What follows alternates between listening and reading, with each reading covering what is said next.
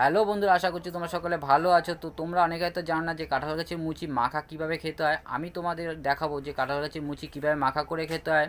আর আসলে কাঁঠাল গাছের মুচিগুলো দেখতে কীরকম হয়, কোন মুচিটা তোমাদের খাওয়া উচিত, কোনটা খাওয়া উচিত নয়, সেটা তো অবশ্যই তোমাদের সাথে শেয়ার করব। আর প্লিজ ব্লগটা ভালো লাগলে একটু বন্ধুদের মাঝে শেয়ার করে দিও, যাতে অসংখ্য মানুষ ভিডিওটা দেখতে পায়। তো ফার্স্টে তোমাদের আমি দেখাবো যে গাছটা কোথায় আছে, গাছটা কতটা বড় হয়েছে, সেটাই তোমাদের সাথে শেয়ার করব। তো চলো ফার্স্টে তোমাদের গাছটা দেখাই। তো বন্ধুরা, তোমাদের যে গাছটার কথা বলেছিলাম, আসলে এই গাছটার কথাই আমি তোমাদের বলেছিলাম। আর এই গাছটা আমার বাবা লাগিয়েছে নিজের হাতে আজ থেকে কয়েক বছর আগে। আর আজকে দেখো গাছটা কত বড় হয়ে গেছে। আর এই গাছে প্রচুর পরিমাণে মুচি হয়েছে। সব কিছু তোমাদের সাথে শেয়ার করব, কীরকম লাগে দেখতে মুচিগুলো। আসলে চলো এক এক করে তোমাদের সাথে শেয়ার করব। তো এই হচ্ছে কাঁঠাল গাছটা, আর দেখো কত পরিমাণে মুচি হয়েছে। আর এই হচ্ছে দেখো মুচি, দেখো তোমাদেরকে দেখাচ্ছি, দেখো এই দেখো কত মুচি হয়েছে। আর সব বড় হয়ে গেছে কিছু মুচি, এই দেখো ছোট ছোট সাইজেরও মুচি হয়েছে। এগুলো আসলে বড় হয়ে কিন্তু কাঁঠালে পরিণত হবে। আর যেগুলো কাঁঠালে পরিণত হবে দেখো সেগুলোর কিন্তু দেখো এরকম মোটা, কিন্তু গোড়াটা হবে মোটা, মানে যে বোটাটা হবে সেই বোটাটা কিন্তু এরকম মোটা হবে। আর যেগুলো কাঁঠাল হবে না, যেগুলো আস্তে আস্তে কিন্তু নষ্ট হয়ে যাবে, কালো হয়ে, দেখো প্রথমে কিন্তু এরকম হলুদ হবে, তারপরে কিন্তু আস্তে আস্তে কালো হয়ে পড়ে যাবে। তো এইগুলো কিন্তু কোনো মতেই কিন্তু কাঁঠাল হবে না। এদিকে কালো হয়ে গেছে, এই যে মুচিগুলো কালো হয়ে গেছে, এইগুলো কিন্তু আস্তে আস্তে দেখো নষ্ট হয়ে যাবে। তো এরকম সরু সরু যে বোটাগুলো, এগুলো ঠিক কিন্তু এইভাবে আস্তে আস্তে নষ্ট হয়ে নিচে পড়ে যাবে। আর এইদিকে দেখো এখানে একটা আছে, এরকম দেখো এখানে এখানে আর একটা আছে, এইখানে আর একটা আছে। মানে এই সরু সরু যেগুলো বোটা হবে সেগুলোই আস্তে আস্তে কিন্তু এইভাবে কালো হয়ে নষ্ট হয়ে যাবে। চলো এক এক করে এগুলো পেরে নিই। চলো এরকম অল্প অল্প করে কিছু পেরে নেব। চলো এই একটা পেরে নিই।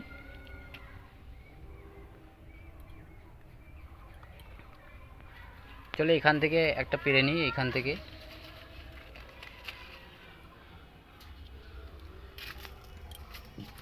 এদিকেও, এদিক থেকে কিছু পেরে নিই, এই দিকে আছে দেখো প্রচুর পরিমাণে হয়েছে। মানে এই বছর এত পরিমাণে ফলন হয়েছে, সব কিন্তু তো আর খাওয়া যাবে না, সব কিন্তু গাছে টিকবেও না, কিছু নষ্ট হয়ে যাবে, কিছু থেকে যাবে। তো যাই হোক, এইগুলো এখন আমরা খাওয়া দাওয়া করব আর তোমাদের সাথে শেয়ার করব এগুলো আসলে কি দিয়ে খেতে হয়।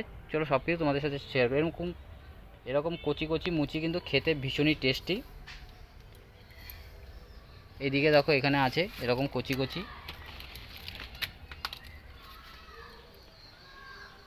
এদিকে দেখো এই একটা আছে। এরকম কচিগুলো কিন্তু খেতে বেশ ভালোই লাগে। তো এগুলো কি দিয়ে খেতে হয়, কিভাবে খেতে হয়, চলো তোমাদের সাথে শেয়ার করছি। তো বন্ধুরা দেখো এখানে অল্প পরিমাণে মুচি নিয়েছি, আর দেখো এরকম ছোট্ট ছোট সাইজের কচি কচি মুচি নিয়েছি। চলো এগুলো ফার্স্টে থেতো করে নেব। আর থেতো করে নিতে হবে এই কারণে, কারণ এগুলো থেতো করে নিলে খেতে সুবিধা হবে। তোমরা এগুলো এমনি চাবিও খাওয়া যায়, তো আমি থেতো করে নেব। চলো ফার্স্টে থেতো করে নেবো এক এক করে। এরকমভাবে আজ থেকে প্রায় 20 বছর আগে খেয়েছি এরকম থেতো করে, আর এখন খাচ্ছি, কারণ আজকে আমার খেতে খুব ইচ্ছে করলো। আর যেহেতু বাড়ির গাছের ফল, তাই তোমাদের সাথে একটু শেয়ার করি।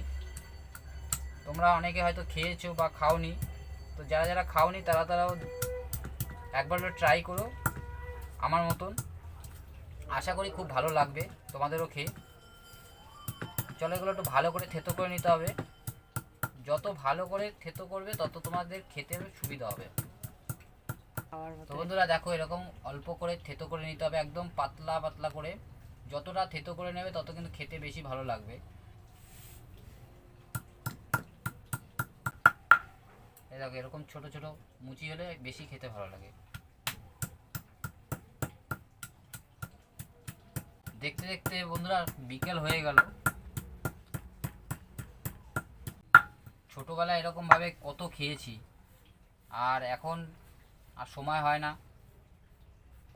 তো বন্ধুরা আর এই দুটো তিনটে আছে, এগুলো থেতো করে নেবো একবারে।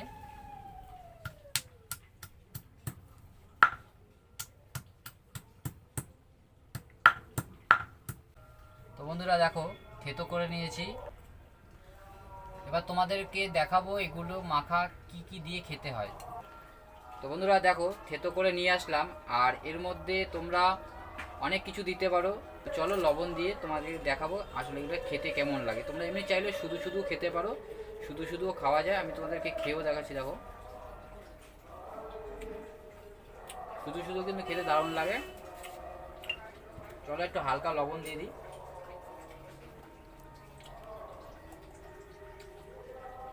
তো দেখো অল্প পরিমাণে লবণ নিয়েছি আর এটা দিয়ে দেবো এর মধ্যে। তো বন্ধুরা এর মধ্যে যদি ভালো করে লঙ্কা, লবণ, চিনি, এমনকি টক যদি দিয়ে মাখা করা যায় না, খেতে যে অসাধারণ লাগে, আমার তো ভীষণই ভালো লাগে। তোমরা চাইলে কিন্তু এবার ট্রাই করতে পারো। দেখো আমি অল্প পরিমাণে মেখে নিয়েছি শুধুমাত্র লবণ দিয়ে, যেহেতু আমি চিনি, লঙ্কা আর টক এগুলো খুব একটা খাই না, তার জন্য আমি লবণ দিয়ে শুধু মেখেছি। আর আমার তো ভীষণই ভালো লাগে। ছোটোবেলা অনেক পরিমাণে খেয়েছি, এখন অনেক বছর পর খেলাম আর তোমাদের সাথে শেয়ার করলাম। তোমরা চাইলে বাড়িতে এরকম ট্রাই করতে পারো। প্রত্যেকটা কাঁঠাল গাছে প্রচুর পরিমাণে হচ্ছে, তোমরা চাইলে কিন্তু এটা ট্রাই করতে পারো। যারা যারা খাওনি তারা কিন্তু একবার ট্রাই করে দেখতে পারো, আর যারা যারা খেয়েছো তারা কিন্তু অবশ্যই কমেন্টস করো। আমার তো ভীষণই ভালো লাগলো খেয়ে, অনেক দিন পর খেলাম, বহু বছর পর খেলাম, এত সুন্দর লাগলো। আচ্ছা ছোটোবেলা সেই কথা মনে পড়ে যাচ্ছে। এইভাবে কিন্তু ঠিক মাখা করে খেতাম। তোমাদের কেমন লাগলো তোমরা কিন্তু অবশ্যই কমেন্টস করে জানাবে।